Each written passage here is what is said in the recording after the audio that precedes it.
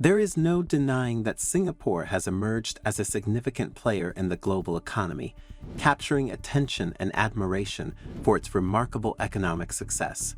This small city-state has earned its reputation as a big deal economically due to a combination of factors. Its strategic location at the crossroads of major shipping routes in Southeast Asia has made it a crucial hub for international trade and transportation. Singapore's pro-business environment, characterized by stability, efficient governance, low corruption, and a robust legal framework, attracts both local and foreign investments, fostering a vibrant business ecosystem.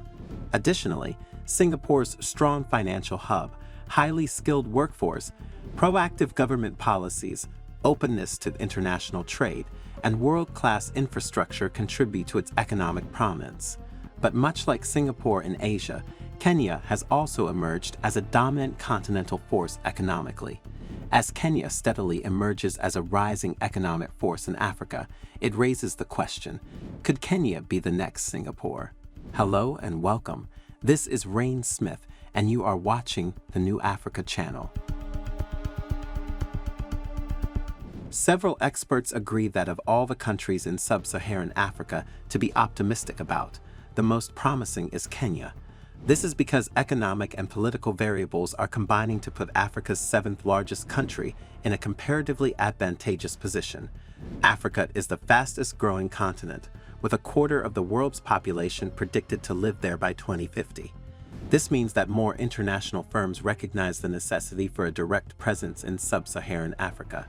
Many of these corporations have already recognized the need of having a presence in Asia, with Singapore proving to be a popular hub, especially now that Hong Kong has been annexed into Communist China. Where in Africa might a similar concentration of businesses emerge? Unfortunately, some of Africa's most powerful nations are facing some serious challenges. Economic growth in Nigeria, Africa's most populous country, has slowed, and the country has just recently begun to implement much-needed reforms. Ethiopia, the second most populous country on the continent, recently ended a civil war, is politically unstable, and is currently enduring its worst drought in recent history. Meanwhile, South Africa, one of the favorite investment destinations on the continent, is enduring its fair share of political troubles and power cuts, the latter so severe that Eskom estimates it reduced the entire nation's GDP by 5% in 2022. Therefore, for the time being, those locations are unlikely to become a major sub-Saharan economic powerhouse, if only because expats will be hesitant to relocate there. A location with a respectable degree of English proficiency and an appealing year-round environment, on the other hand, will draw a lot of attention, and that well defines Kenya. Kenya grew at a 5.5% annual rate last year, despite negative shocks to import food and energy prices. Since 2004, growth rates have been in the 4% to 5% range. What's more, just like Singapore, Kenya has great geographical advantages. It has a long coastline on the Indian Ocean, and research shows that landlocked countries perform badly economically. Countries with coastlines find it easier to connect with the rest of the globe, and Kenya has relatively easy access to China and India, both of which have substantial markets and sources of cash. East Africa is drawing greater interest from more sources than most of West Africa in the current geopolitical situation. In terms of scale, Kenya's population of about 57 million cannot compete with Nigeria's 222 million.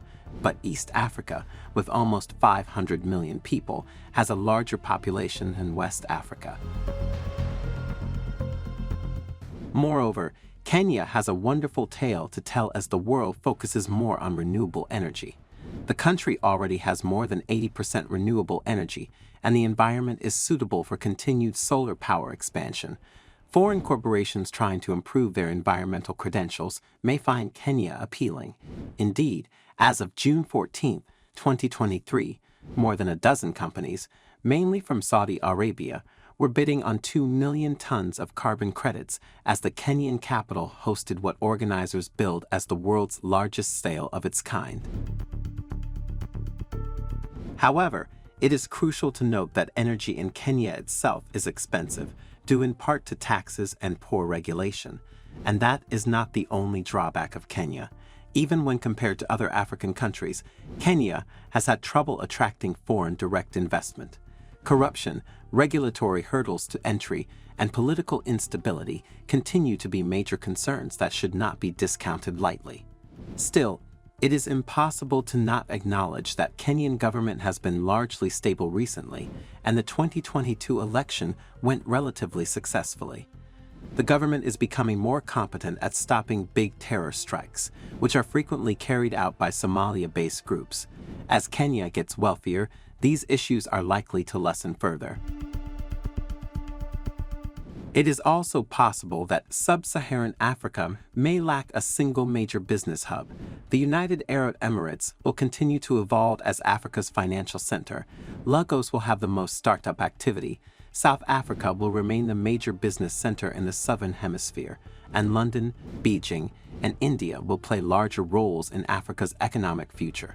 Nonetheless, African distances are immense, and its population is expanding, two simple facts that suggest Kenyan expansion regardless of the circumstances. Even if it solely serves East Africa, locating a manufacturing plant or service center near Nairobi or Mombasa makes sense. Tanzania and Uganda, Kenya's near neighbors to the west and south, also have an English language background, and Tanzania may become one of the world's most populous countries. Not only is Africa booming, but so is East Africa, and Kenya is likely to be the easiest and most predictable way to bet on it. So what do you think of today's video? Are you excited about Kenya's rise as the Singapore of Africa? Let us know what you think in the comments section below, and as always, do subscribe to the New Africa channel for more interesting future videos.